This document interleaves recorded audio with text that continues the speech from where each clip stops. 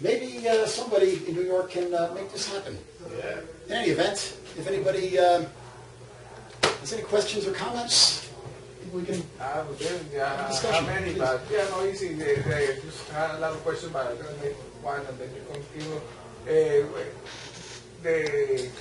That corporation, they have the headquarters in Denver, Colorado. Okay. What is the name of the? Newmont Mining. Okay, new my. Okay. No, just to find who is the congressional district. Yeah. I had a lot of contact because I was working all these last 7 years against the FTA. So we were working with environmental, human rights organizations, and we might have people there in that congressional district. I don't know, Sierra Club. There actually have been. Denver is the one city in the United States where I believe there actually have been protests around this question. Ah, So yeah? there are some activists on the ground in Denver who are aware of it at least. I don't know the radar. Oh, okay. I don't know who they are, how to reach them, but I know that happened. Okay, that's cool now.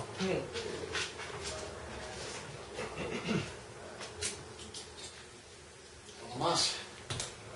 You said that there was a mechanism in place that was allowing the land to get, or a blockage of the land to go into the hands of the people of the land. You said you might get back to that point. Well, the mechanism was actually was exactly the opposite. Okay. Beginning with beginning in the 1960s, when the indigenous movement began organizing, first in the highlands, in the Sierras, and then in the rainforest. And again, when there was this sort of left-wing military dictatorship which was in power in Peru under General Velasco, there were mechanisms which were put in place for the titling of indigenous lands. And a lot of land was titled to the Aymara and Quechua communities in the Sierras, and much larger swaths of land in the extremely sparsely populated Amazon rainforest region was in fact titled to indigenous communities. Now, then, beginning I guess in the 1980s, and then much more aggressively in the 1990s under Fujimori.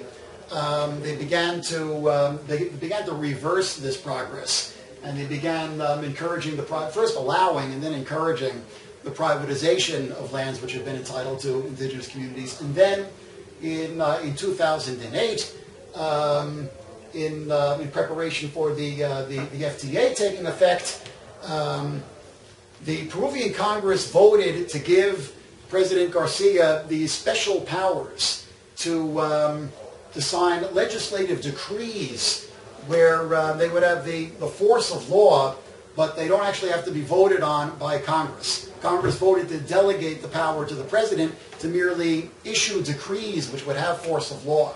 And then Congress could review them after the fact, but wouldn't actually have to vote them up to begin with. And if Congress didn't repeal them, they would continue to have force of law.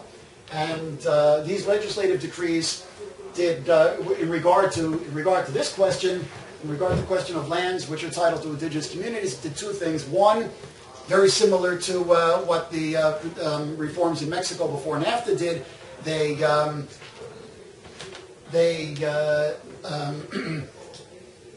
they sort of streamlined the process by which lands which are titled to indigenous communities could be privatized, and lowered the threshold for the percentage of members of the community who would have to vote to approve sale of the lands from, I believe, 2/3 to a simple majority.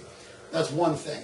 Worse, far worse, is that they said that in situations where the resources were deemed critical and there was some kind of cloud on the title and other such, and where the 2/3 majority couldn't be met, then the government would have the ability to simply overrule the wishes of the community and sort of just by decree turn the lands in question over to mineral or oil leases.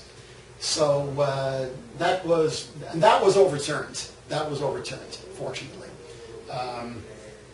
So that was, a victory of the struggle in 2009. Unfortunately, that's much more of an issue in the Amazon than it is in the highlands. Because in the Amazon, once again, this is the most remote part of the country, very, very sparsely populated, and the indigenous communities there, are mostly hunter-gathering communities. So they really need a lot of land, and consequently, a lot of land was titled to them. The situation in the highlands is different. Basically, they're not hunter-gatherers. They're growing corn and potatoes and other crops. And usually, the lands which are titled to the indigenous communities are just a little valley right around the village. And what began to happen in under Fujimori in the 90s, when there was a real push by the government to break up lands which had been entitled to indigenous communities, is that the peasants began to sell these lands, and mostly to mineral interests. And what the left in Peru calls the new oligarchy, which is this time not the old traditional landed oligarchy, but the corporate oligarchy of the mineral interest, many of them foreign owned, began to establish itself. So they actually began to, these mineral interests actually began to purchase land outright in the Sierras. And so it isn't really a question of the companies getting access to lands which have been entitled to indigenous communities. They've already got that access, and they just own the lands outright, fee simple, so to speak. What makes it a little bit complicated, as I mentioned, situations where there's a so-called cloud on the title. Well, when these lands were privatized, in the Fujimori era, it was all, a lot of it was really done at gunpoint when the country was under martial law, and a lot of it was very, very messy and very, very corrupt. So now, you've got situations throughout the Peruvian Sierras where you've got more than one person who claims, or more than one community, which claims the same piece of land. And in fact, this is the case at the Conga Project. Just in December, in fact, there was a situation where there was a land which had been, or going back to give some background, going back 2 generations, going back to the early 1960s, all of the land in Cajamarca, almost all the land as throughout the Peruvian Sierras, was in the hands of big haciendas and cattle lords and so on. And that's the land which was redistributed in the agrarian reform under the Velasco dictatorship in the 60s and early 70s. And basically it was mostly titled to the indigenous communities up there, which are still using it mostly for grazing and for growing potatoes. So, and it was beginning in the 90s that the mining company came in and started buying up these lands from the indigenous communities with the encouragement of the government. And you had the same situation where sometimes the leaders of the same situation as in Mexico, which led to all the agrarian conflicts we've seen in Mexico since NAFTA, where the municipal government will not really be representative of the peasants. I mean, generally, the indigenous governments in Cajamarca, especially, and really throughout Peru, they are generally much more representative of their inhabitants than in Mexico, particularly in Mexico under the one-party state, which ruled back when NAFTA was passed. But you still got the same situation where sometimes the leaders of municipal government would be bought off or co-opted or corrupted, and or there were faulty maps, and it's unclear as to whether the land sales were really legitimate. And you've often got situations where 2 parties will claim the same piece of land. So just last December, just a few months ago, there was a situation near the Conga mine site where a local campesino family was occupying a piece of land and said, this land was titled to us in 1994 by the municipal government, and it's our land. And the company said, nope, it was titled to us by the municipal government in 1996. And we've got the documents to prove it. And they said, well, we've got the documents to prove it too. And the company brought in the national police and their local security force and evicted the campesinos. And there was a little ruckus, and I'll give you one guess who won. So, enough information?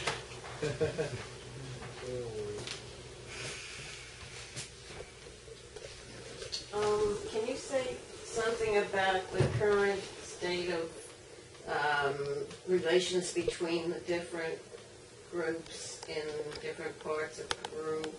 Are there any nationwide congresses and stuff the way there were a couple decades ago to, try to get the indigenous acting together? And also, do they have any relations with other Amazonian people in Brazil or the other Quechua in Ecuador or anything like that? Yeah, this is a really, really key question. And in fact, once again, going back to 2009, even earlier, it was really the Amazonian groups which were in the lead on this whole question. Just like they were the first ones to mobilize in defense of their lands, they also they have a national organization. It was actually formed maybe 20 years ago, called Ep7, which is it's got a deceptively moderate-sounding name. It's the Alliance for the Sustainable Development of the Peruvian Rainforest. But they're actually quite a militant group, and they actually, again, the movement sort of began very localized. Each remote community was just sort of spontaneously mobilizing to defend their own lands. And then finally, they got together about 20 years ago and formed a sort of a trans-Amazonian alliance called Ep7, which is, in fact, there's a group called COICA, which is the Coordinadora de Organizaciones Indígenas de la Cuenca Amazónica, the coordinator of the indigenous organizations of the Amazon Basin, which is, in fact, bringing together, just like you've got Ep7 in Peru, you've got similar organizations for the indigenous peoples in Ecuador, in Brazil, in Colombia, in Bolivia. And they have formed this group called COICA, which is bringing them all together so they can coordinate their demands and so on. In Peru, in the Andes, in the mountains in Peru, this only began a little bit later. It was only about 10 years ago that a group called CONACAMI emerged, which is the Coordinadora de Comunidades Afectados por la Minería, I believe, the coordinating group of communities affected by mining, which just as mostly Ep7 is organizing to protect lands from the oil interest here in the Andes. This group called CONACAMI is trying to bring together groups to protect their lands from the mining interests. But things are much more loosely organized in the Andes than they are in the Amazon. You just got this group CONACAMI, which is beginning to try to coordinate all of these struggles, but they haven't actually put forward a sort of a centralized negotiating bloc the way Ep7 in the Amazon has. So hopefully that's going to happen, and hopefully also CONACAMI and Ep7 are going to be able to unify and actually put together a single negotiating bloc for indigenous communities both in the mountains and in the rainforest. So that's sort of the next step. Another thing that happened while I was there is this process. You see this process emerging very slowly. Peru has now been another part of the constitutional reform of around 10 years ago. Is that the regions were supposed to unify into macro regions.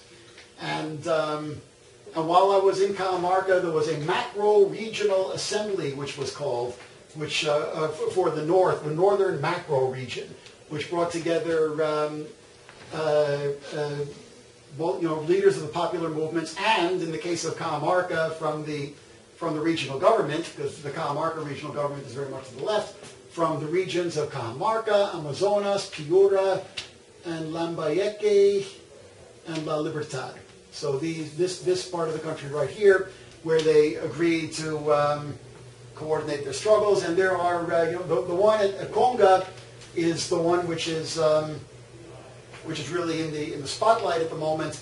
But there are similar struggles which are going on throughout these regions. And for instance, in La Libertad, there's a place called Lagunas Sur, where it's exactly the same situation. There's a foreign mining company, I can't remember which one at the moment, which wants to mine for gold where there's some highland lagunas.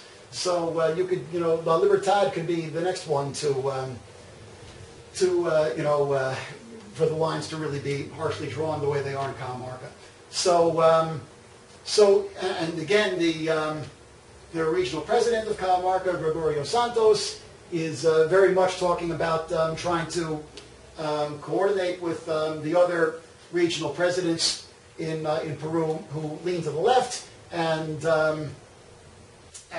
try to push through a constitutional reform which would clearly give the regional governments the power to block this kind of irresponsible development on their lands.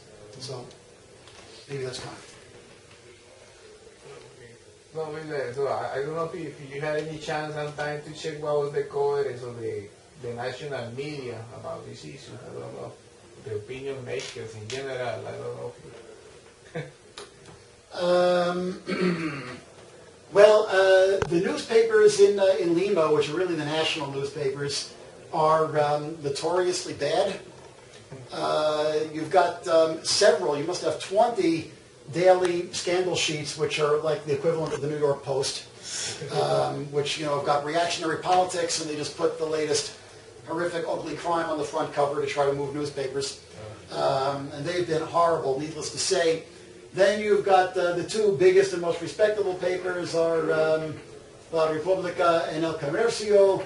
La República is somewhat more intelligent. It's kind of like the New York Times of Peru. It's been a little more even-handed, I guess. Although as you can imagine, the activist leaders and so on in Cajamarca are not very happy about what it's been saying. El Comercio is very bad. It's not a sleazy tabloid, but it's very oficialista. It's considered to be very close to the government and very close to the ruling big families in Lima who control the mineral industry and so on. So it's been terrible on the question. And then you've got La Primera is the principal newspaper of the left, which is kind of like a tabloid, but kind of like a more intelligent tabloid, more lefty-leaning tabloid. And they've been pretty good. They've been pretty good on the question. The television news barely even touches it, except when the situation gets violent and they can't ignore it. In which case they'll just give you, some pornographic images of some poor peasant who has been shot without any context. They basically don't cover it at all.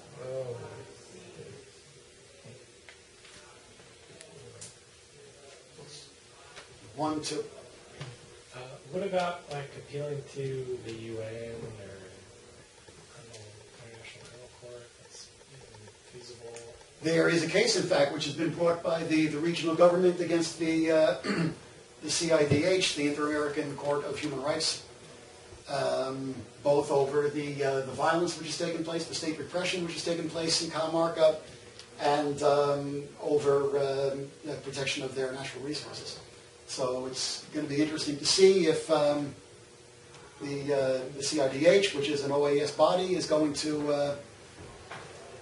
have anything to say on this. And if so, already there's this is very telling indeed. There's already complaints which have been brought before the CIDH over human rights violations, which took place, really, really bad human rights violations, massacres and so on, which took place in the Fujimori era. And these cases are pending, and disgracefully, the government of Ollanta Humala is saying that the CIDH should mind its own business and stay out of our affairs, and this is an internal matter, and it's a violation of our sovereignty, and blah, blah, blah. So it'll be interesting to see if the CIDH weighs in on what's happening in Cajamarca and how the Humala government will respond if they do. Yeah, what's the Catholic Church like in Peru? I know in some countries it's more reactionary, in others there's more of a left. Divided, very much divided.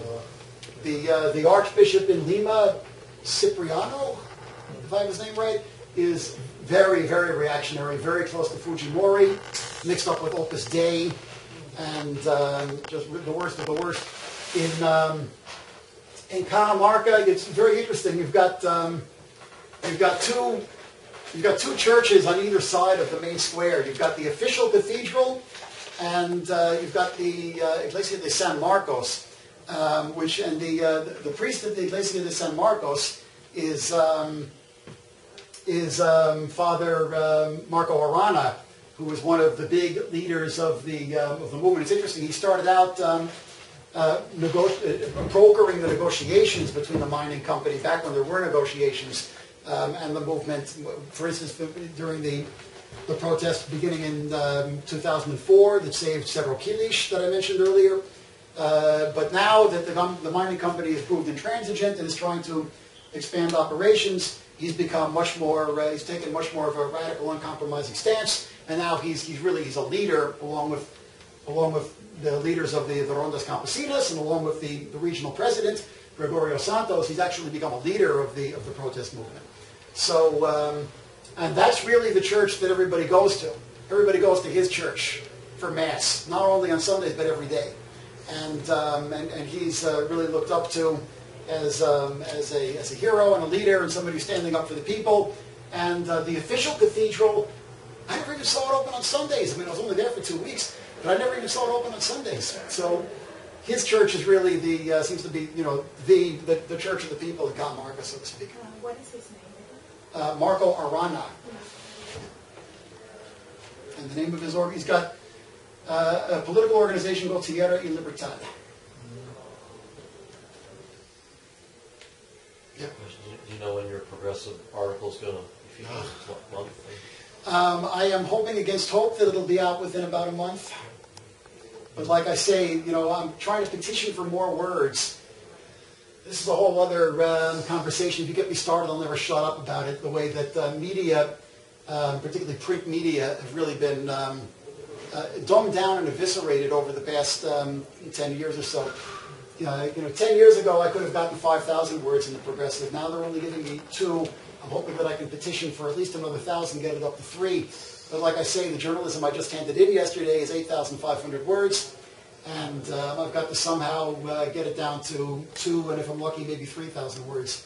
So there's probably going to be a little tricky editorial process in the weeks to come. I'm covering more things and bouncing around superficially, or it's just thinner overall, the publications? Both. All publications are thinner than they used to be, if you notice. All publications are thinner than they used to be, and all publications are shallower than they used to be, and more sort of soundbite oriented and celebrity oriented, and just sort of following, what happens to be in the trend right now. I mean, I'm heartened. How many people did we get today? 1, 2, 3, 4, 5, 6, 7, 8, 9. We got 10 people, 11 because Ann left the room, 12 including myself. So that's actually pretty good. That's not bad because I tell people that I'm going down to Catamarca, Peru, and they're like, "Where's that?" And we're all supposed to be the left and so hip and progressive, and not letting ourselves just be led around by the nose by the MSM, the mainstream media, and yet the issues that we're all concerned with, for the most part, the issues that we're all concerned with are those which are highlighted by the MSM, and if they aren't covering a struggle in a place like Catamarca, we don't know about it. So I'm actually very glad that 12 people showed up today, and I applaud you all. Thank you very much for showing up. And it's interesting. I talked to. I remember when the Zapatistas took up arms back in 1994. It at least briefly made headlines, and they certainly on the left they had their 15 minutes of fame, at least probably more than 15 minutes of fame, and certainly they continue to be heroes for a lot of people on the left, even now, more than 15 years later. But sometimes I talk to young up-and-coming activists in the Occupy movement and so on. They've never heard of the Zapatistas, or they've just got the vaguest idea that aren't they some group in Central America? Is it? And I'm afraid that there's going to be even less awareness of what's going on in Peru. Partially because of the way the media have just been, dumbed down over the 15 years since the Zapatista uprising. And partially because, there's a tendency on the left to fetishize machine guns and ski masks. And that's not what the movement in Peru is about. They were very badly bitten by the Shining Path movement, which was, they carried machine guns and wore ski masks and were not like the Zapatistas at all, but utterly totalitarian and massacred peasants who wouldn't go along with their program and so on. So they're very, very wary of that kind of thing in Peru. The colleagues of yours who were calling for an action, did they have a date in mind or like something to coincide with That's upcoming events? Yeah. At the moment, that does sound right, but I'm not quite sure. I mean, certainly around World Water Day in March there was, but now I'm not sure what the next upcoming mobilization is. But if you want to stay in touch on that, Absolutely. we can stay in touch on that. Absolutely. Yeah, because I'm So you will be the person to contact sure. in case we have a... Yeah. World War IV? You can contact me through World War IV report, or tell you what, just feedback at World War IV report. That'll do. That'll reach me. Feedback at World War IV report. You got it. What do you know what the subject is for the next LBC meeting? You got an idea? Can you read that right? Feedback. That's my bad. I can never figure out how to do an @ sign. That's my attempt at an @ sign. And a rollback, as they say in Spanish. Feedback at worldwar4report.com. Anybody have an idea for the next Anarchist Forum? I'd love to do one in June. Let me see, like June. Or if we can't come up with one by June, maybe we'll do one in September. We usually take the summer off. Oh yeah? I'd love to keep it going. And we went into, it was a big, event where we had 2 seasons every year. We would do a spring session and we would do a fall session. We used to do 3, and we used to really get a full house. And then, some of our older members started, kind of got older and moved out of town and retired and died. Like I say, we dated back to the 1940s. And we lost the space that we used to use, and now we're back at the Brecht Forum again. They moved for a while, so we were kind of floundering for a few years, and we sort of went through a period where there weren't any Anarchist forums for a period of about 5 years. And just last year, basically taking our impetus from the Arab Spring and the Occupy movement and so on, we decided it was time to revive it, and we've tentatively done so. We managed to pull off, this is going to be our 4th successful forum over the course of the past year. So I'd love to try to keep it going. So that's another thing we can stay in touch on. Anybody has any ideas for the next one? Ambitiously in June or less ambitiously in September? Please let me know. We'll talk about it.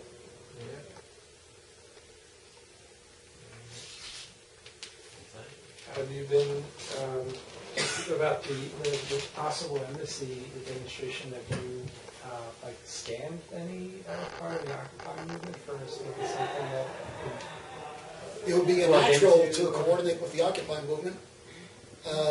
Anybody here today an occupier? Or fellow traveler thereof? I guess we're all fellow travelers thereof. Fairly well connected to significant movers and shakers within the leaderless group that is the Occupy movement. In particular, there's a street medic who has a lot of social capital club who is here from backwoods actions he's doing in Peru. Oh, really? So with him as a contact, it seems Oh, wow, great. it would be I'd love to very meet him. possible to mobilize. Well, Trade Justice New York Metro has a working group, Occupy Wall Street Trade Justice Working Group. I don't know if you have heard of it, and we have been for the past year or year and a half conducting protests against the FTX. Right, I'm aware of that, yeah. And so we can keep in touch so that we can all coordinate Terrific. and do Great. it together. So we can really exchange. By all means, let's do that. And local justice working Global justice, which is probably the Yeah. best. Yeah, it occupied, but it's a good.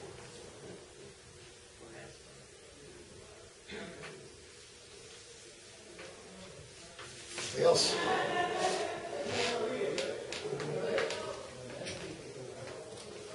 Should we call it a night, or does anybody else have anything else to say? I can keep going forever. Well, why don't we... I'm going to just ask you a question. How is the state of mining in South Peru? Are there any problems there? Oh, yeah, all over the country. All over the country. Yeah, sure, absolutely. I mean, all over the, like I say, it's pretty much, it's not divided north-south so much, it's divided east-west. In the Amazon in the east, it's the oil industry, and in the Sierras and on the coast, in the west, it's the mineral industry. And like I say, I mean, the sort of precursor struggle to Cajamarca was in Puno, right on the shores of Lake Titicaca, where they repeatedly blocked the international road leading to the Bolivian border. And there was also a situation at a place called Islay in Arequipa region, where also a couple of years back, I think 2008, 2009, the police opened fire on a roadblock over a gold mine there, and a campesino was killed. So, like I say, there's been, throughout the Peruvian Andes over the past 5 years or so, there's been lots of struggles over mining projects like this.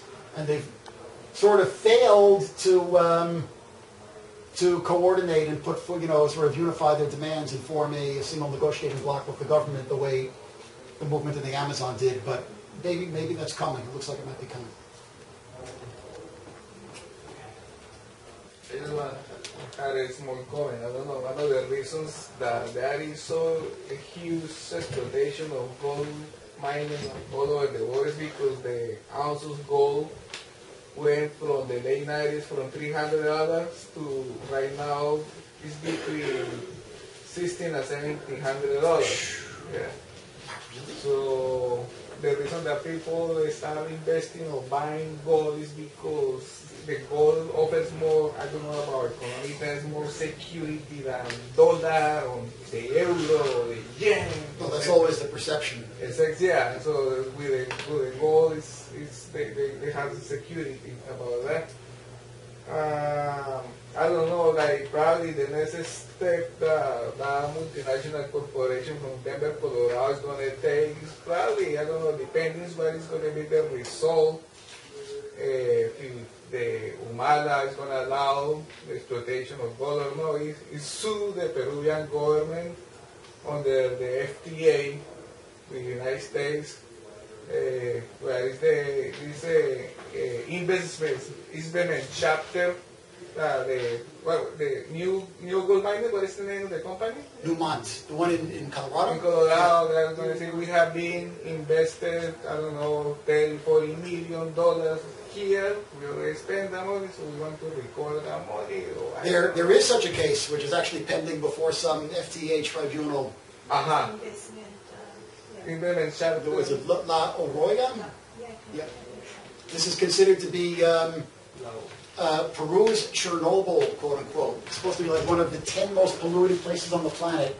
In Junín department, a place called La Oroya, where there's a mineral smelter, which was actually shut down by the government maybe 5-10 years ago. This is the part that I'm a little bit unclear on, because it was actually shut down by the Peruvian government because of pollution. Because the waters there are just completely filled with heavy metals and toxins and so on, and yet the FTA took effect in 2009, and so I don't know why the FTA would have jurisdiction retroactively, but it seems that they do. So the company that owns it, some U.S.-based company, the name escapes me at the moment, is suing the Peruvian government, saying, you shut us down arbitrarily, we want our money back, blah blah blah. Unbelievable cynicism. Well, I shouldn't say unbelievable. All too believable cynicism, I should say.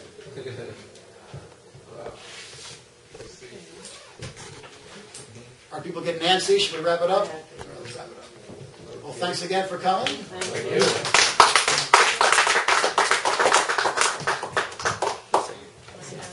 Yes, please. Oh, yes.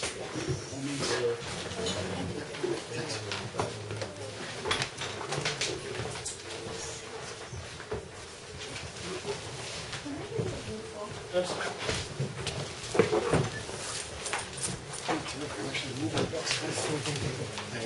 you.